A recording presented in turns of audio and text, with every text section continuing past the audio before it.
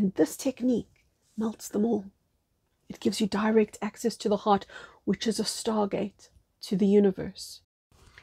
Most people that you know are alive without living. Most people on the planet right now are dead without knowing it. So many people are too exhausted to live. Today's conversation, it's a hard-hitting one. It's a very truthful one. It's one that is going to give you an open landscape, a potential to step into higher consciousness. And of course, you can also walk away from it, and you're perfectly entitled to. But you cannot walk away from something that you cannot see. So today's conversation, I'm just adjusting my lighting. Today's conversation is about bringing you back to life. Living without life is one of the most tragic things that can happen. It's when your biology is alive, but your energy is not. So many people are swept up into an exhaustion. And have you ever wondered why? At the passing of somebody, you always say rest in peace. When they pass away, you say, oh, we write it on tombstones, rest in peace. Why must you rest? Why is life such a burden, so tiring, so exhausting? What is that exhaustion about that it eventually leads to the end of life itself? Is that really why we leave the body? Is it exhaustion? Do we just get tired? The answer is yes. But tired of what? Tired of living a lie. Tired of living in the false matrix, because it requires everything. A lie requires daily upkeep and daily effort. And the false matrix requires a false self to navigate it, which is the ego. And the ego is the most exhausting thing to be unconscious of and to perpetuate. Think of the ego almost like a Russian doll, you know, multiple layers. It's very clever. It's designed by the false matrix. I've got a playlist on my channel on the ego. Go watch it there.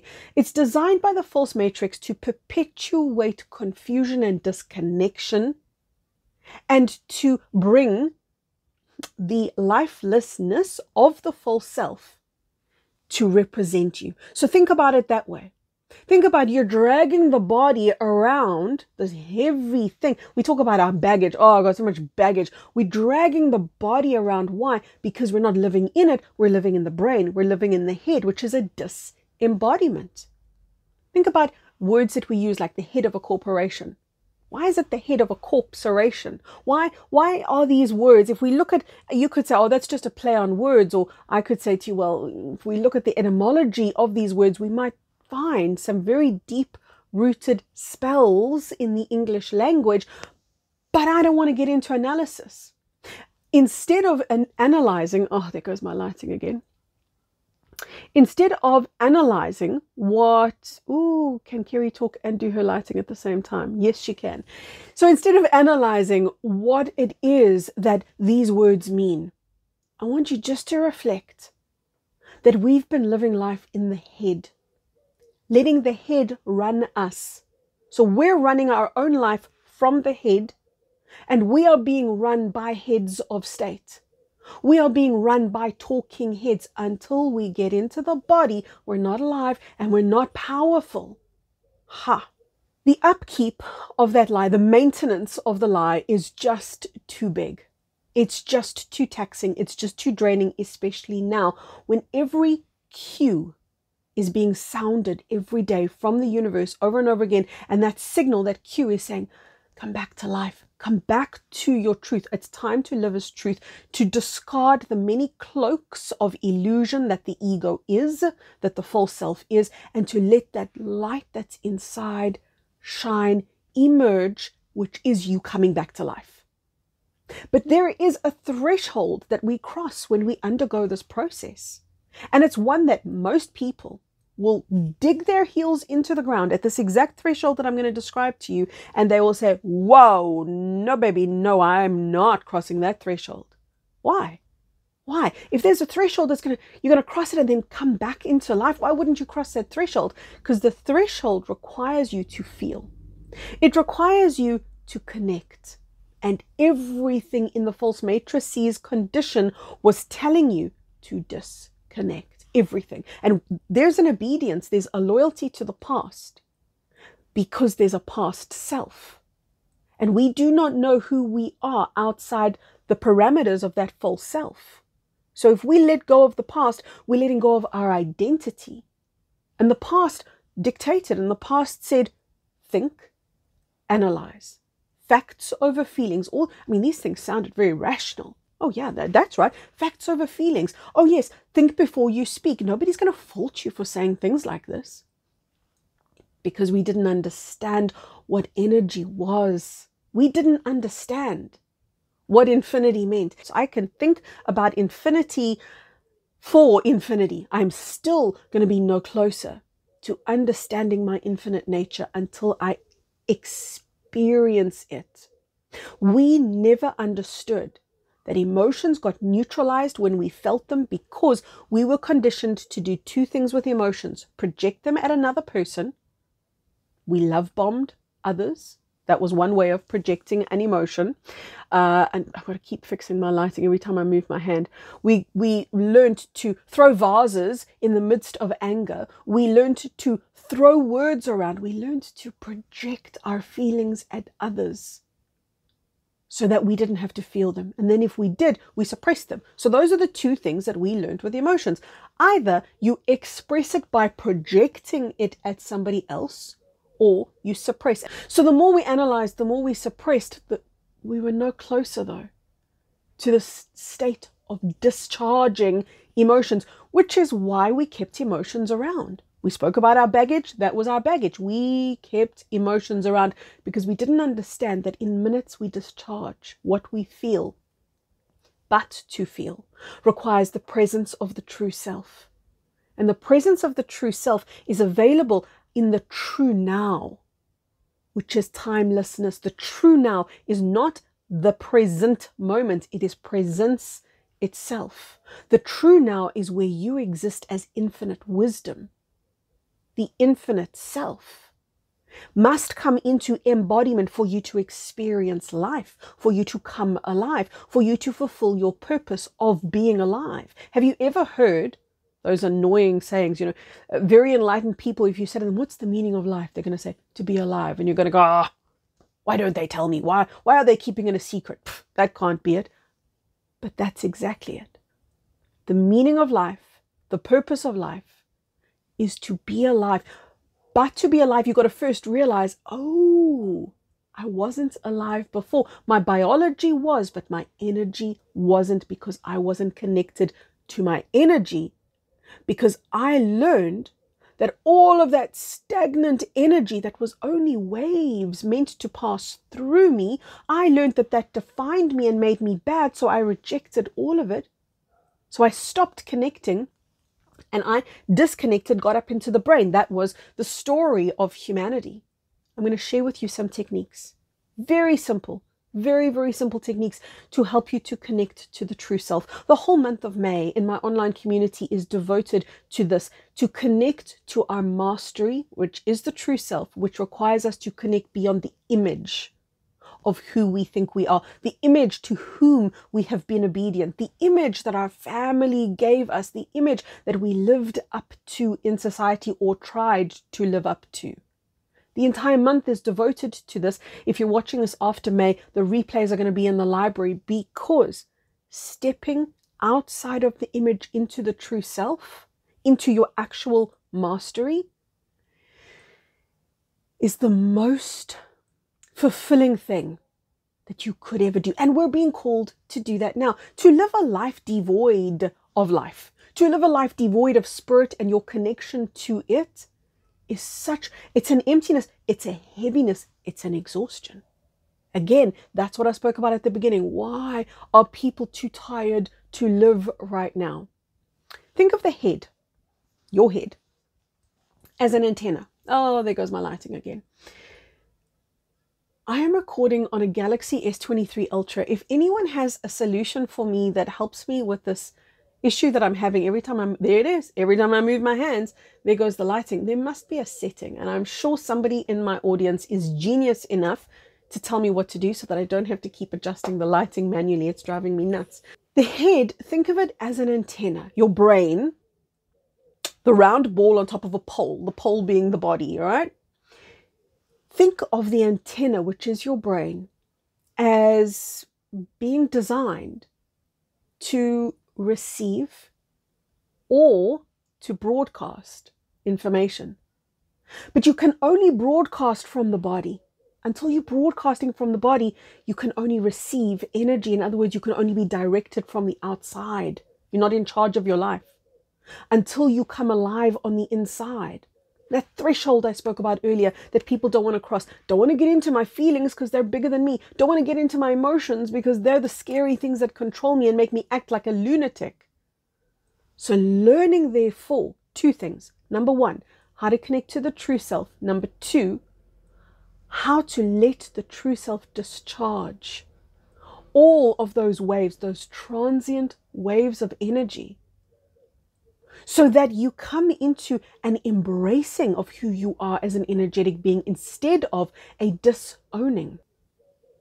The three techniques. The first one is just breathe. Get conscious of your breath. This is such a good technique to teach you. And it's something that you can do every day, even if you do it for 5 minutes. This can teach you how to get into the body. Because your breath is not something that you can think. It's only really something you can feel. So when I say to you, feel, I'm not saying to change the breath, fix the breath, understand the breath, analyze the breath, measure the breath. Just relax and let the breath breathe you. And what that's going to do is it's going to teach you to tune in. Now, for people who've spent a lifetime in disassociation and have come from a lineage of family members who were all disassociated, this is huge. Learning to reconnect is a devotion. Your entire life should be devoted to it. Conscious breath is technique number one. There's also a video here on my YouTube, by the way, where I teach you 21 days of conscious breath. You can search for it. Kerry K, 21 days breathing. It'll bring up that video, or I'll link it in the description below. The pebble. I was teaching this, I think, when I first started teaching meditation, when I was as a teenager. That's when I started teaching meditation. Yeah, look at this gray hair. So there's the many years between then and now. But one of the techniques I started with that I actually forgot about, and I taught to some of my online community members, and they reminded me of it recently. Oh, Kerry, remember when you taught? It was Tessa. Thank you, Tessa, for reminding me of this one. The pebble. The pebble technique.